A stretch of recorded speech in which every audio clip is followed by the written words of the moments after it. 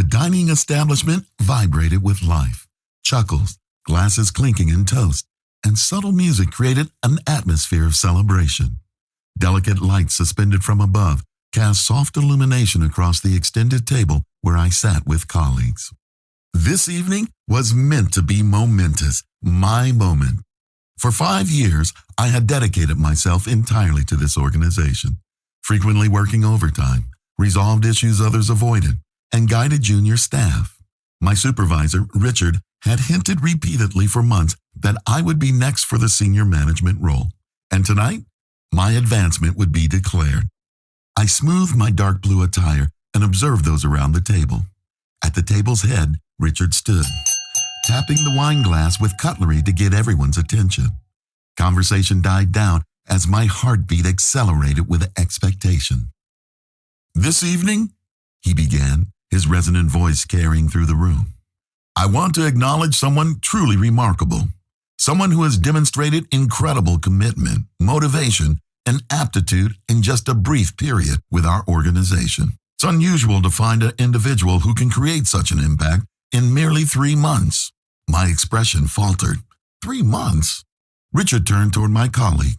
"Lisa," he continued, "you've surpassed all our hopes. Your guidance, innovation, and approach to challenges have impressed us all, which is why I'm delighted to officially announce your elevation to senior manager. Congratulations." The room erupted with applause while I remained motionless, fingers tightened around my champagne stem, forcing a pleasant expression onto my face. I joined in the applause as Lisa rose, blushing and accepting her new position. This couldn't be happening. Richard turned in my direction as if he just remembered my presence.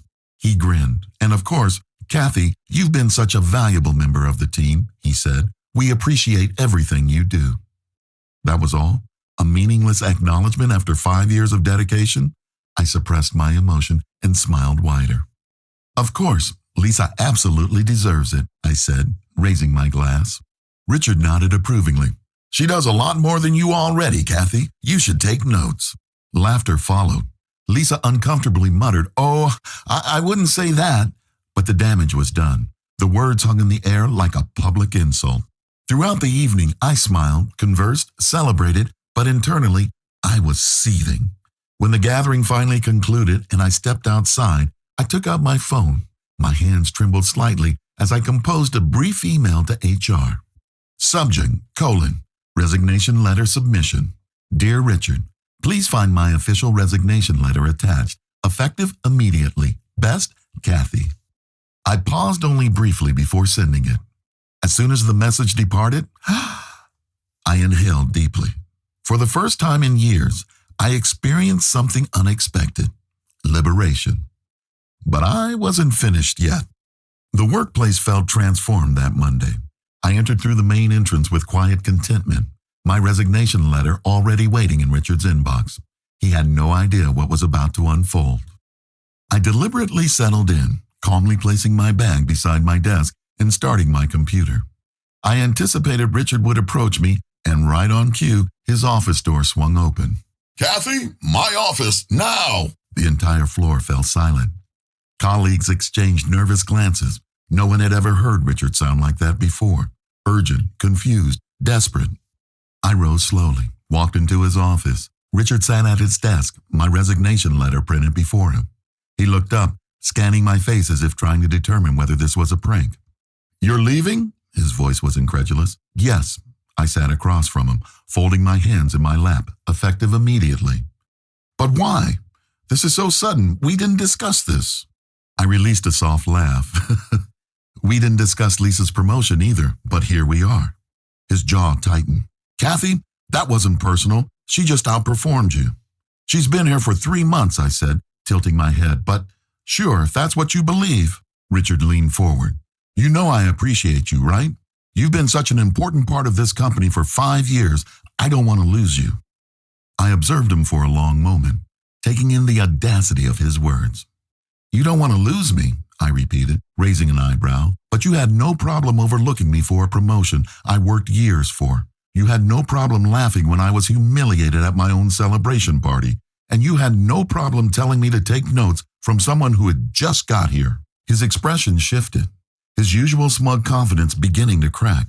"Look," he said, running a hand through his hair, "maybe I made a mistake. Maybe I should have handled it differently. But you're resigning out of nowhere. This isn't the right move, Kathy." I smiled, but without warmth. "I sent that email Friday night, Richard. If this was just emotion, I would have stormed out that same evening. But I didn't. I planned this, and I'm leaving on my terms." His hand curled into a fist on the desk.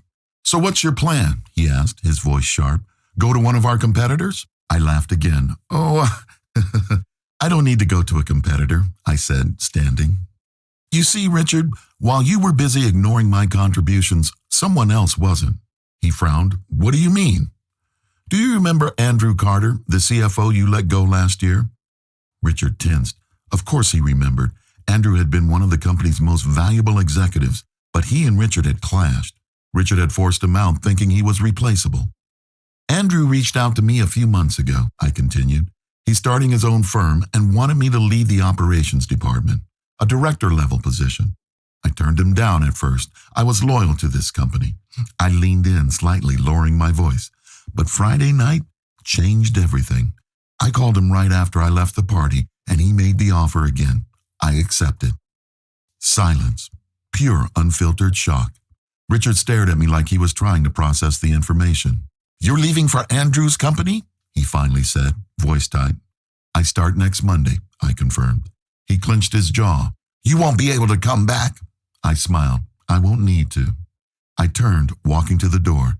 Just before I stepped out, I paused.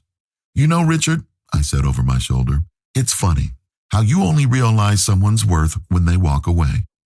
When I emerged from Richard's office, I could feel all eyes on me. The open workspace had gone eerily quiet. My coworkers weren't even pretending to work anymore.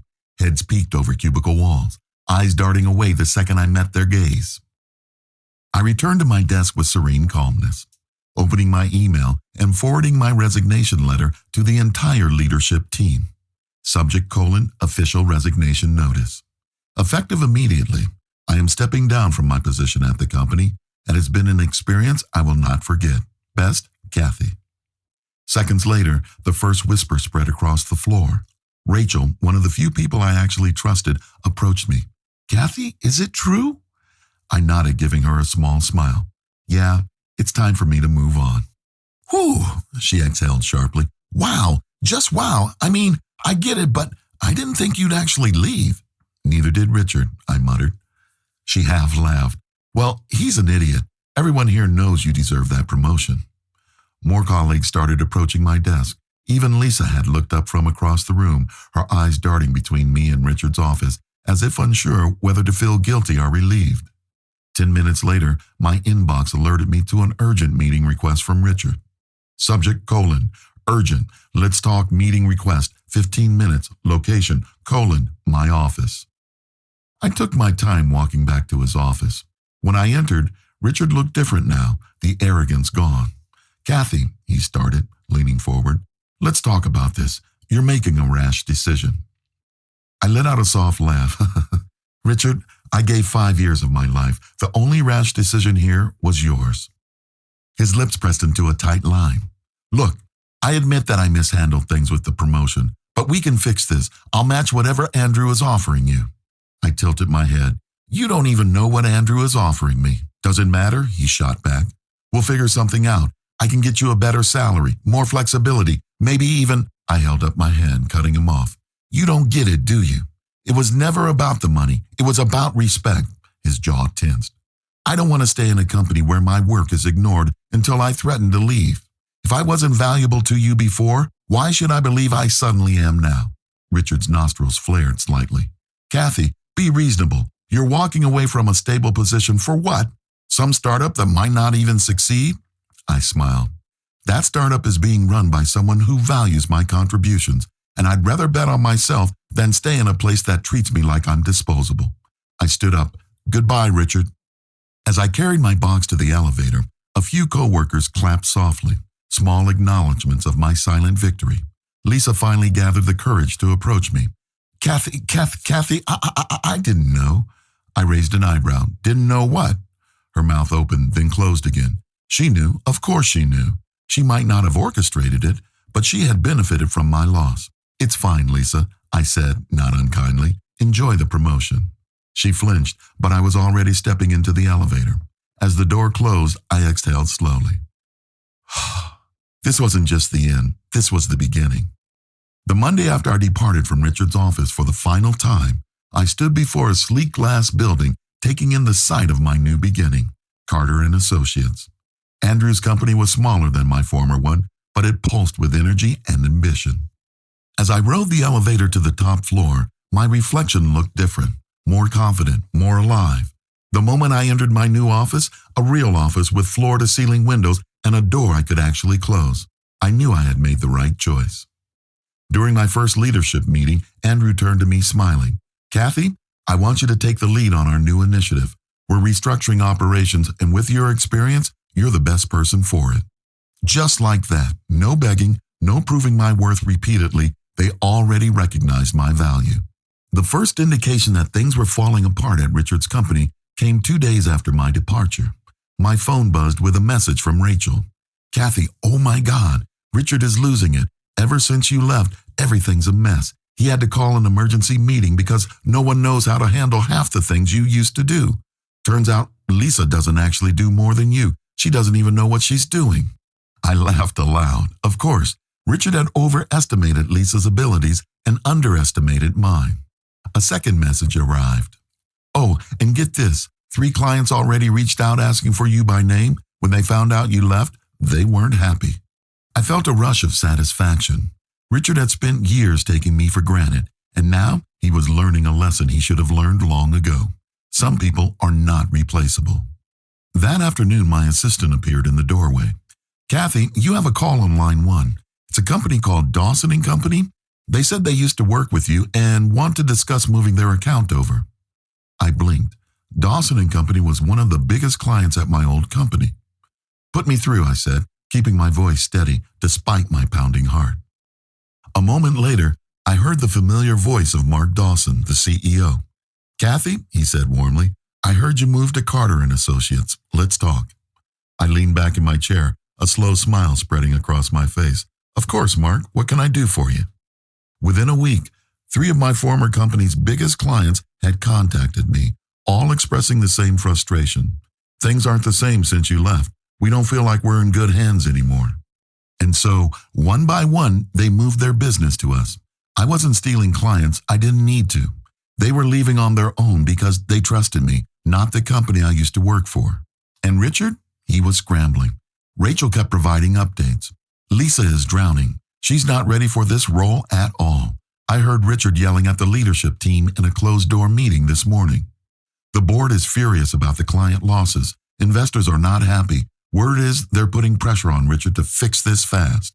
I could only imagine the look on his face, the panic, the regret. And the best part? I wasn't even trying to hurt him. I was just thriving elsewhere. That Friday afternoon, my phone buzzed with an email from Richard. Subject, a proposal. "Kathy, I'd like to have a conversation. I believe we can come to a mutual beneficial arrangement if you're open to it. Let's set up a meeting next week to discuss options. Looking forward to your response, Richard." I leaned back in my chair, laughing softly. He was desperate, and for the first time in 5 years, I had all the power. I took my time crafting my reply. Subject, regarding, a proposal. "Richard, I'm available for a brief meeting Monday at 10 a.m. Let me know if that works for you. Best, Kathy." At precisely 10 a.m., I walked into the familiar glass office building I had left behind weeks ago. As I stepped into Richard's office, I saw him. He looked terrible. Dark circles under his eyes, a nervous energy in the way he sat. "Thanks for coming in," he said, forcing a tight smile. I sat down, crossing my legs. "Of course, what's on your mind?" He exhaled and leaned forward. "I won't waste your time. We need you back, Kathy." I said nothing, just let the words hang in the air. He continued. "I underestimated your role here. I'll admit that, but we can make this right. If you return, I'm prepared to offer you a substantial raise, a senior executive title, and full decision-making authority over your department." I tilted my head. "So let me get this straight. You had 5 years to recognize my value, 5 years to promote me, 5 years to respect my work, but instead, you passed me over for someone with 3 months of experience and told me to take notes on how to do better. And now, after losing key clients and watching your company spiral, suddenly you're offering me everything I deserved all along? Richard's jaw tightened. Kathy, come on. I held up a hand, stopping him. Let me ask you something. If I never left, would I be sitting in this chair right now? Would you have given me this offer out of appreciation, or are you only doing it now because you're losing control? His silence said everything. I let out a small, amused laugh. That's what I thought. Richard's desperation broke through. Kathy, be smart about this. You have history here, a future. Do you really want to throw away all the hard work you've put into this company? I smiled. Richard, you still don't get it, do you? I stood up and leaned slightly forward. I never needed you. You needed me, and now you're finally realizing that. I turned, walking to the door, but paused just before stepping out. You should take notes, Richard, I said softly, echoing his own words back at him. Maybe next time you'll learn to value the people who actually make your company run. Then I walked out, and this time, I never looked back. Back at Carter & Associates, things were thriving. Our client roster had nearly doubled.